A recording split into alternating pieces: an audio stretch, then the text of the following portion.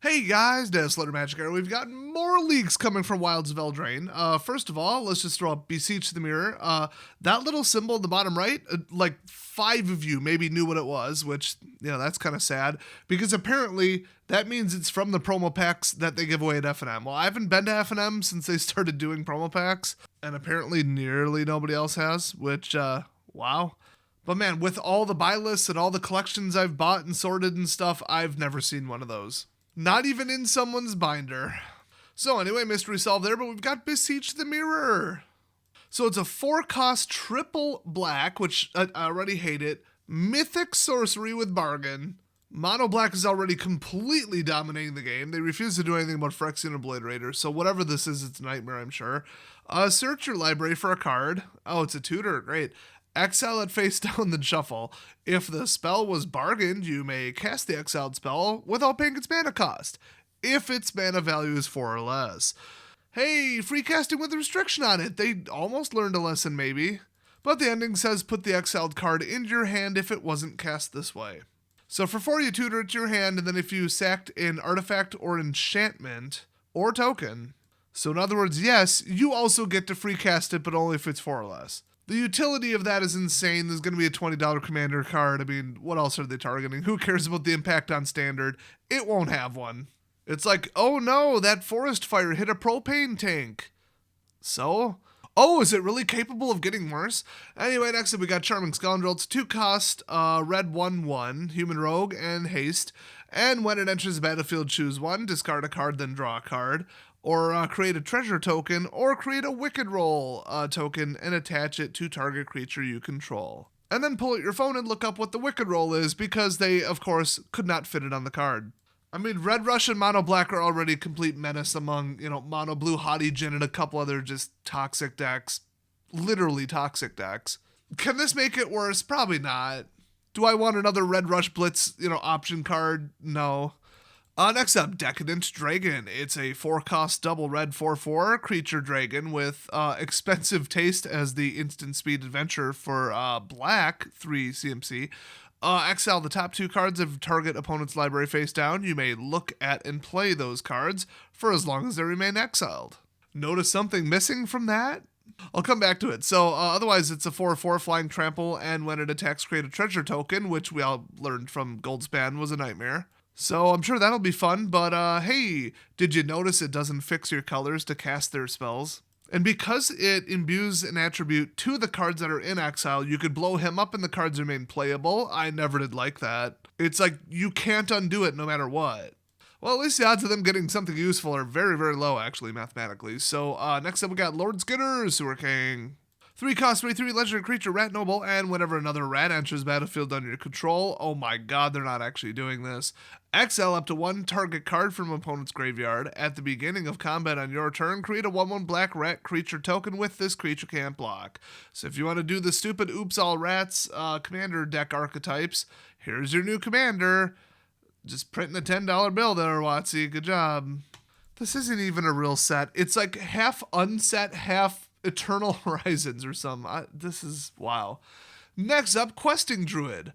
If this is a reskin of Questing Beast, I'm about to flip my desk over. I kind of doubt it, but it's a 2-cost green 1/1 human druid. Whenever you cast a spell that's white, black, or blue, or red, so anything other than green, put a +1/+1 counter on Questing Druid. Kinda interesting. Then he has Seek the Beast. It's a instant speed 2-cost red-based adventure. Exile the top 2 cards of your library. Until next end step, you may play those cards. Weird utility card. I'm sure it slots into something, but that something is kind of specific. So next up we got Sleep Cursed Fairy. It's a 1-cost blue 3/3, and you know the rule of blue creatures only been violated by 2 creatures in the entire history of the game. If your power is higher than your casting cost on a blue creature, there has to be a downside. Goliath Sphinx is one of the differences. See if you can remember the other one. I'm saying that because I don't. So, Flying Ward 2, that's annoying. Sleep Cursed Fairy enters the battlefield tapped with 3 stun counters on it. Saw that coming. And if you pay 2, you can untap it. This just seems like a lot of trouble. Unless this is some fairy tribal thing, this just seems kind of stupid. It's like a turn 1 sleeper card, but I don't know. I mean, people played Dragon Egg, so I don't know. Next up, Tangled Colony. Oh, good. It's a 2-cost 3/2 creature rat, and it can't block. And when it dies, create X/1/1 black rat creature tokens with this creature can't block, where X is the amount of damage dealt to it this turn. Oh, good. Phyrexian Rat Obliterator. Wonderful. Here's the funny part. It can't block. So, like, you're going to have a heck of a time controlling how much damage is dealt to it, but once they're forced to block, oh boy. Like, if you just keep going... But in all rat stack, like, how the heck are you going to stay alive? I mean, the whole thing about, like, my last rat stack that I ran in Historic, of course, Brawl, on Arena to troll people, is they all became, like, 6/1s or 6/6s or whatever the heck it was after a couple turns. So they couldn't swing into me because they would just lose everything. With this, I mean, good luck, but you can't have more than 4 of these in a deck. And in Singleton, you can't have more than 1. So it's certainly interesting without being overpowered, so that's good.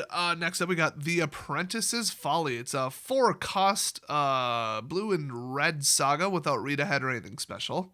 Other than the fact that Chapter 1 and Chapter 2 are the same, so choose target non-token creature you control that doesn't have the same name as token you control, and then create a token that's a copy of it, of course, except it isn't legendary, is a reflection in addition to its other types, and has haste. So... it has to be a real creature, and then you can't do the same one twice. Still, even with those restrictions, that is crazy powerful. And then 3, sacrifice on reflections. So you don't even get to keep them very long, which is good, because this is extremely powerful. Even a commander, like, that's pretty nutty. So that is actually it. We only got those couple. I guess WotC sent out a couple bad promo packs totally on accident, not as a marketing stunt. But for a graphics plant to completely switch to a different project with a different file, there is so much that goes into that. That's why you don't find, like, I don't know, Spider-Man the movie tie-in cards in your Magic the Gathering stuff, okay? It's because they don't just start running off the next print job off the computer, cross their fingers, and hope it goes into the right package. Now, with that said, I recall the promo packs looking really similar, if not identical.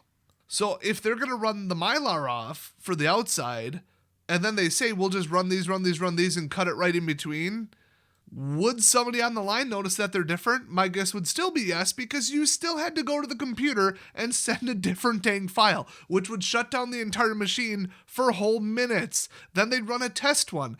Everybody would take 5. I mean, like, I worked at a graphics plant. I don't see this happening on accident. So after what was, I guess in my opinion, proven, I don't know, is that a thing? It appeared to be proven in my opinion, let's put it that way, fake leaks straight from WotC, where somebody clearly took the picture at Wizards of the Coast and then forgot to hide the background well enough. And it was a clear, blatant marketing stunt, unless somebody, I don't know, got them on a tour or something. I don't know, it was in their lobby. It was a whole thing. So they've been quote-unquote caught, maybe possibly in my opinion, in the past faking these things. So, because nobody believes them anymore, and they only get mad and blame the fans and write angry articles when it's like a real leak, it would appear, and then they stay silent the rest of the time, in my opinion, their new marketing stunt is to just take a couple little ones that they know are wrong and say, you know, to the printing company or do it themselves, I don't know, toss it into a couple of things that go out to some places and eventually somebody opens the wrong pack, and they've been doing that for a couple years. And has that ever happened before the last 3 or 4 years? Not that I've heard of. My guess is no. Now, why is that when it's the same company with the same equipment running the stuff in, as far as I know, the same way? So that's my, like, absolute investigation right there on how I think this happened. I think it's still a marketing stunt, but they have the plausible deniability. It's just like some guy in Mississippi opened this or whatever happened last time. It's not connected to us. It's just a mistake that the printers made. Now, this definitely ruins the mechanics reveal in a way where you see 1 or 2 and then might, like, hate it right off the bat, when actually, like, the other 14 cards with it aren't that bad. And it just destroys any kind of suspense about the mythics and the rares, which is what people care about.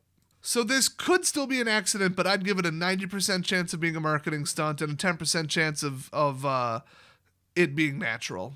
And remember, Lately, WotC has been just dumping whole sets in like 1 day, 2 day, 3 days. It's not this long, drawn out, drip fed, 3 cards a day crap for like 2 to 3 weeks like they used to do. So their new strategy is who cares about speed and pacing. The hype train already fell off the tracks after about 2 days. And as soon as they show a broken card or controversial card like Obliterator or Vess, people just lose interest. They're just like, I'm done with this crap. And they like pre-quit the game or stop looking at the depressing and it can only get worse from here spoilers. So if this ruins their drip feed thing, well, they don't do it anymore, do they? So who cares? So that's just more evidence that points to now with their modern trends, I think that they just want free marketing and they don't have the budget anymore for like real marketing. There's a couple other desperation moves they're making lately that kind of seem consistent with this, so it just all tracks. So don't buy into the fact that this was natural or oopsie, another oopsie. I don't buy it. It's possible, but I don't buy it for the reasons I just stated. So thanks for watching. Subscribe if you like my insights from the last, 10 plus years of playing and following the game and selling millions of dollars worth of cards. Okay, like $500,000. And I'll see you guys next time.